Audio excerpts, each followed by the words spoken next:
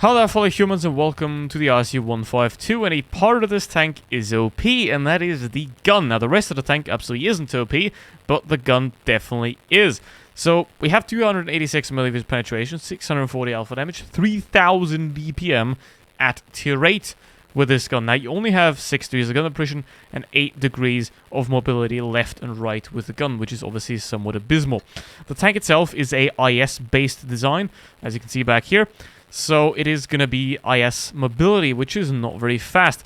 And also, you do have no armor on the superstructure here, but this mantlet here basically is impenetrable, so if the enemy does unfortunately hit that thing, then you do have armor.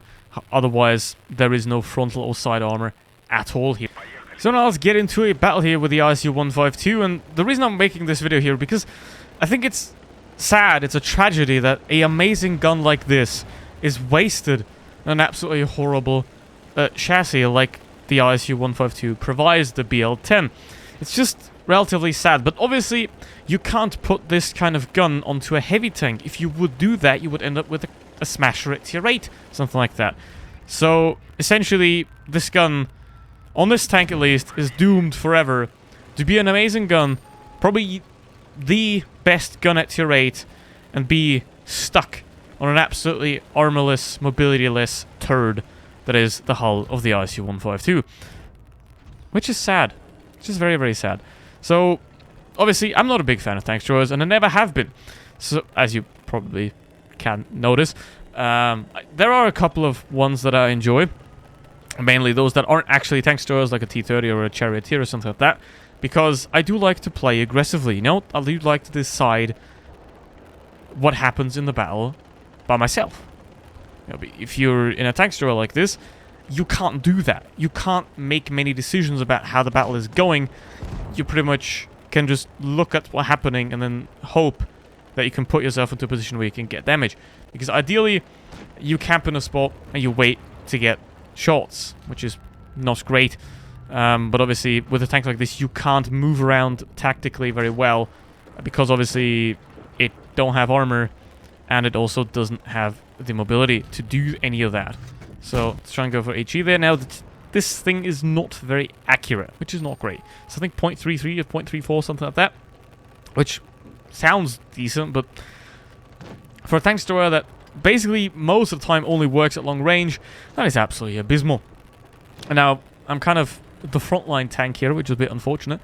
But if I can position myself correctly, I will be able to somewhat profit off what they're doing. Ideally, you want to do it the other way around, where you're at the back, well, the team's spotting for you, and then, yeah, that's kind of how it should work. Okay, object 7084 here.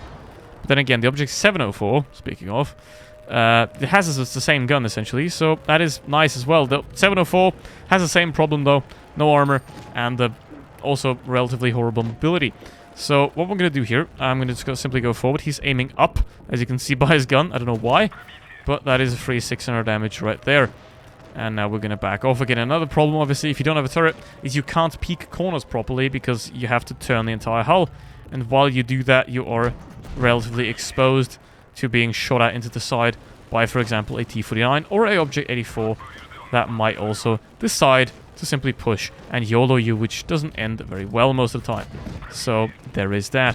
But nonetheless, this is 2,500 damage. So even though I was in a very bad position, the gun makes up for it. Now, ideally, you want to be on a map that is tank destroyer heaven, like, for example, this one, where you can go up on a position and then have the enemies served to you on a silver platter, which is the ideal way to play a tank like this, and is absolutely not how I like to play. I want to get the space and actually decide the battle there, rather than having the team do that work for me, because obviously sitting at the back, this is not very fun. Obviously, there are going to be a lot of you out there that play tank destroyers, and that are going to annoy me by shooting me from where I can't see you. And to that I say, congrats, you've done your job well, but you're still annoying. Okay, Carnarvon, there we go. And now obviously, look at that, 300 meters. The actually, as you can see, it's not amazing. I pretty much have the entire tank in the reticle. So, that's not great. But overall, the accuracy is enough to shoot at long ranges like this, and again, this is not very entertaining or interesting gameplay, therefore I don't really do this a lot. It's also on my streams, which you can definitely also check out on this channel and also on Twitch if you are interested. Okay, let's see if we can take that shot. Yes, we can take that shot. That is very nice. Thank you very much.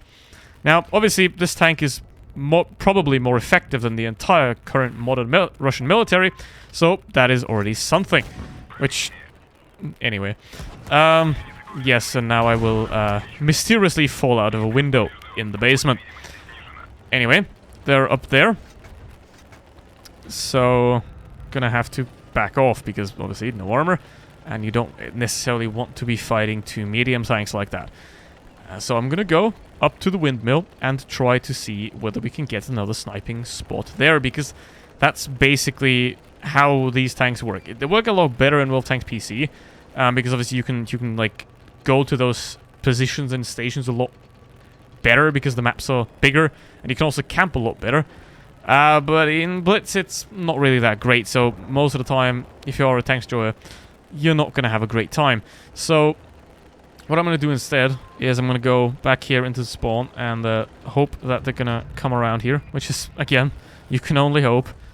And see if the M4190 does some funky things and does try to peek me, which, I gotta say, is very boring. Now, it's like, you can't really decide much with a tank like this. All you have to do is, like, you just wait for what the enemy does. Which, I don't know, not a fan of it. But this tank is insane, or the gun at least, is absolutely insane at what it does. So let's see, can we get the aim? And there we go, 877 damage right into him there. And that leaves me with over 3,000 damage dealt already. Now, Mr. M4190, if you would please so move down here towards me, or at least position yourself in a way where I can actually shoot you. That would be very nice. So let's aim the shot properly, because obviously aiming is a lot faster than missing and then having to reload. So aim your shots properly, especially if they count, because obviously 3 seconds aiming time is a lot better than 10 seconds reload and then another 3 seconds of aiming. So always aim your shots, and essentially that's how this tank works. The gun is absolutely amazing, but it is held back so bad by the rest of the vehicle, which is basically just how tank destroyers work. But anyway, that's the ISU-152. The BL-10's amazing, the tank is not. And if you enjoyed the video, like and subscribe. See you in the next one. Goodbye.